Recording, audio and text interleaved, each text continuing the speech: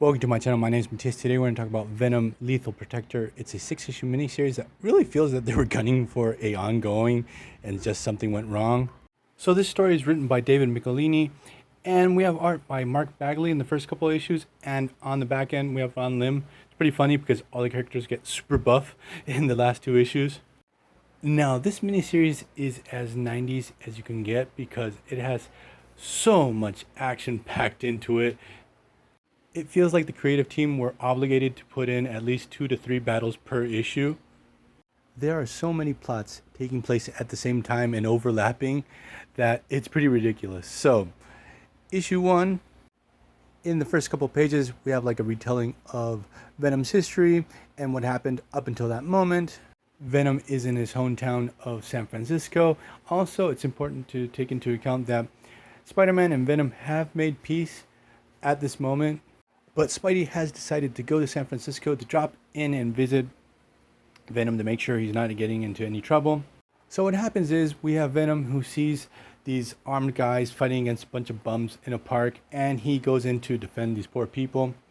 Obviously, we have the superhero misunderstanding because Peter Parker arrives at the same time. He thinks Venom is fighting against cops. He jumps in to intervene, but it's really funny how Venom resolves this fight. Like, he stops Spider-Man in his tracks and tells him, look, these are bad guys. He explains what had gone down, so we get this team up between Spider-Man and Venom. But after the battle's over, Venom gives Spider-Man the slip. He's accompanied by the bums that go into these tunnels under San Francisco.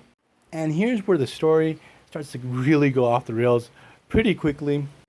In these tunnels, Venom is attacked by this mandroid, and what happens is they go through this wall during the battle and they discover this whole part of San Francisco that's underground.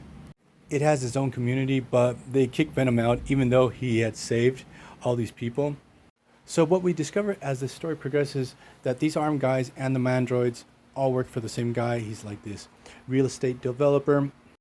So this developer has cracked a deal with the city and he's like sprucing up this local park, but he's actually really looking for lost gold that was buried there by a group of anarchists way back in the day. Also at the same time, we have a group of souped up guardsmen who are called the Jury, who are out for vengeance. They want to make Venom pay for killing one of their comrades back in the Vault story arc. So during this miniseries, you're going to see Venom fight against these guys sporadically across all the issues. Then we have Spider-Man trying to track down Venom, who he ends up meeting Eddie Brock's father and sort of like discovering more about Eddie Brock's past. And on top of this, we have Venom who gets kidnapped by the Life Foundation, and they take a tissue sample from the symbiote and they create the 5 Life Foundation symbiotes.